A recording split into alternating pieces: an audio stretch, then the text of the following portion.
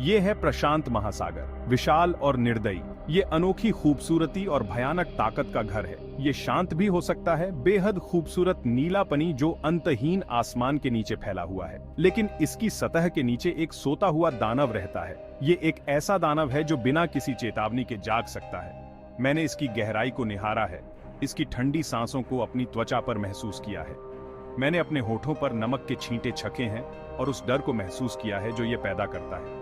सागर सम्मान का भूखा है, जो कोई भी इसकी ताकत को कम आंकता है उसे ये बख्शता नहीं है। इसकी लहरों पर चलने वाली हवाओं में अनगिनत किस्से गूंजते हैं, रोमांच की कहानियां, साहस की कहानियां और हार की कहानियां। ये भी एक ऐसी ही कहानी है, नामुमकिन मुसीबतों के खिलाफ डटे रहने की कहानी, इंसानी हौसले की ताकत का सबूत। ये है जॉश सल्वाडोर की कहानी। जॉश सल्वाडोर समुद्र से अनजान नहीं थे। बचपन से ही समुद्र की लहरों और उसकी विशालता ने उन्हें आकर्षित किया था। एक अनुभवी नाविक होने के नाते उन्हें समुद्र का अप्रत्याशित स्वभाव पसंद था।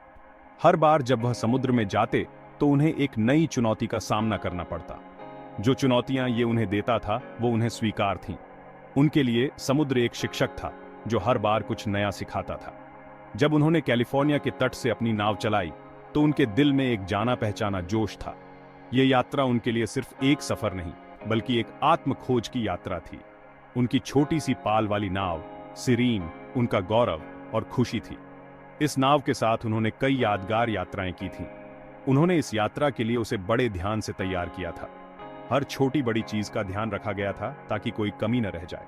उसमें उन्होंने जरूरत का सारा सामान रखा, इंजन की जांच की और यह सुनिश्चित किया कि सब कुछ ठीक से काम कर रहा हो, और सुनिश्चित किया कि सुरक्षा के सभी उपकरण मौजूद हों। जीवन रक्षक जैकेट, फर्स्ट एड किट और अन्य सुरक्षा उपकरणों की जांच की गई। इस रोमांचक सफर में उनके साथ थे उनके पुराने दोस्त मार्क भी एक अनुभवी नाविक थे और उन्होंने कई बार जॉश के साथ यात्रा की थी। उनकी योजना हवाई तक नाव चलाने की थी, लगभग 2100 समुद्री मील का सफर। यह यात्रा उनके लिए एक बड़ी चुनौती थी, लेकिन वे दोनों इसके लिए तैयार थे। ये एक ऐसा सफर था जो उनसे पहले भी कई लोग कर चुके थे, लेकिन हर यात्रा की अपनी अनूठी कहानी होती है। वे उन चुनौतियों के लिए तैयार थे जो उनके रास्ते में आने वाली थी। उन्होंने हर संभव तैयारी की थी ताकि किसी भी स्थिति का सामना कर सकें, या यूं कहें कि उन्हें ऐसा लग रहा था। उनके मन में एक अजीब सी बेचैनी भी थी, लेकिन उन्होंने उसे नजरअंदाज कर दिया। हालांकि समुद्र के इरादे कुछ और ही थे। समुद्र की गहराइयों में छुपे रहस्य और चुनौतियां उन्हें इंतजार कर रही थीं। समुद्र में उनके पहले कुछ दिन बहुत सुहावने थे। मौसम शांत था, नीला आसमान और साफ पानी ने उनकी यात्रा को और भी खूबसूरत बना दिया था। हवा उनकी नाव के पतवारों को हिला रही थी और उन्हें धीरे धीरे उनकी मंजिल की ओर ले जा रही थी। यह एक सपने जैसा था। वे अपना दिन मछली पकड़ने, एक दूसरे को कहानियां सुनाने और पुराने दिनों की यादें ताजा करने में बिताते थे, और अनंत क्षितिज को निहारने में बिताते थे। हर शाम वे सूरज को डूबते हुए देखते और आने वाले दिनों के बारे में सोचते। उन्हें क्या पता था कि उनकी शांत यात्रा बहुत डरावना मोड़ लेने वाली है।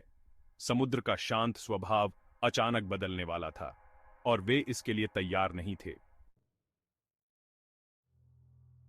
5वें दिन तूफान आया। यह तूफान कोई साधारण तूफान नहीं था, यह एक ऐसा तूफान था जो सब कुछ तबाह कर सकता था। यह इतनी तेजी और बर्बरता से आया कि वे पूरी तरह से बेखबर रह गए। किसी को भी इस तूफान की इतनी तीव्रता का अंदाजा नहीं था। एक पल आसमान साफ था, अगले ही पल वे एक भयानक तूफान की चपेट में आ गए। ऐसा लगा जैसे प्रकृति ने अचानक अपना रुख बदल लिया हो। हवा एक चुड़ैल की तरह गरज रही थी और समुद्र को उत्तेजित कर रही थी। हवा की गर्जना इतनी भयानक थी कि उनके कानों में गूंज रही थी। छोटे छोटे पहाड़ों के आकार की लहरें सिरीन से टकरा रही थीं। ऐसा लग रहा था मानो वे उसे पूरी तरह से निगल जाएंगी। लहरें इतनी ऊंची थीं कि वे आसमान को छूती हुई प्रतीत हो रही थीं। जॉश नाव पर काबू पाने के लिए बहादुरी से लड़ रहे थे। उनका दिल उनकी पसलियों से टकरा रहा था, उनके हाथों में दर्द हो रहा था, लेकिन उन्होंने हार नहीं मानी। उन्हें तूफान का सामना करना था। जब तक यह गुजर न जाए तब तक इसका सामना करना था। यह एक कठिन परीक्षा थी, लेकिन वे जानते थे कि उन्हें इसे पार करना ही होगा। लेकिन लगता था कि किस्मत को कुछ और ही मंजूर था। ऐसा लग रहा था कि यह तूफान कभी खत्म नहीं होगा। एक विशाल लहर सिरीन से टकराई और नाव हिंसक रूप से हिल गई, जैसे बाथटब में कोई खिलौना हिलता है। नाव के हर हिस्से से चीखने की आवाजें आ रही थीं। वे डेक पर फेंक दिए गए, उनके शरीर चोटिल हो गए थे। हर कोई अपनी जान बचाने की कोशिश कर रहा था। इंजन, जो उनकी जीवन रेखा था, चलते चलते बंद हो गया। इंजन के बंद होते ही उनकी उम्मीदें भी टूट गईं। वे तूफान की दया पर निर्भर थे। अब उनके पास कोई विकल्प नहीं था, सिवाय इसके कि वे इस तूफान का सामना करें और उम्मीद करें कि वे जीवित बच जाएं। तूफान घंटों तक गरजता रहा, मानो प्रकृति ने अपनी पूरी शक्ति लगा दी हो। अपने प्रहार में लगातार बना रहा। हर लहर, हर बिजली की चमक मानो उनके साहस की परीक्षा ले रही हो। जब यह आखिरकार शांत हुआ तो समुद्र की शांति में एक अजीब सी खामोशी थी। तो वे चोटिल और अकेले रह गए थे। उनकी आंखों में थकान और दिल में डर साफ झलक रहा था। सिरीन, जो कभी उनका घर था, अब टूटे सपनों का मलबा बन गया था। अब टूटा फूटा मलबा बन गया था। हर टुकड़ा उनकी यादों का हिस्सा था। इंजन बिल्कुल खराब हो चुका था। अब कोई उम्मीद नहीं थी कि यह उन्हें वापस ले जा सके। वे प्रशांत महासागर के बीच में फंस गए थे, मानो अनंत जलराशि ने उन्हें निगल लिया हो। जमीन से हजारों मील दूर चारों ओर सिर्फ पानी ही पानी था। डर ने उन्हें अपनी चपेट में लेना शुरू कर दिया। हर चेहरा चिंता और अनिश्चितता से भरा हुआ था। उनकी स्थिति की गंभीरता मन को भारी कर देने वाली थी। हर कोई अपने भविष्य के बारे में सोच रहा था, लेकिन डर के बीच बचे रहने की चाहत जाग उठी। यह उनकी जीवटता का प्रमाण था। बचे रहने की चाहत जाग उठी। उन्हें तुरंत सामने मौजूद चुनौतियों पर ध्यान केंद्रित करना था। उन्हें तुरंत सामने मौजूद चुनौतियों पर ध्यान केंद्रित करना था। हर कदम सोच समझकर उठाना था। उन्हें भोजन, पानी और आश्रय की जरूरत थी। यह उनकी प्राथमिकता बन गई थी। उनका राशन सीमित था, जो लगातार आने वाली लहरों से बह गया था। हर कण कीमती था, जो लगातार आने वाली लहरों से बह गया था। उन्हें जल्दी से सोचना था। उन्हें जल्दी से सोचना था। अपने पास बचे कुछ संसाधनों का उपयोग करना था। हर निर्णय महत्वपूर्ण था। अपने पास बचे कुछ संसाधनों का उपयोग करना था। वे कुछ आपातकालीन जरूरत का सामान बचाने में कामयाब रहे।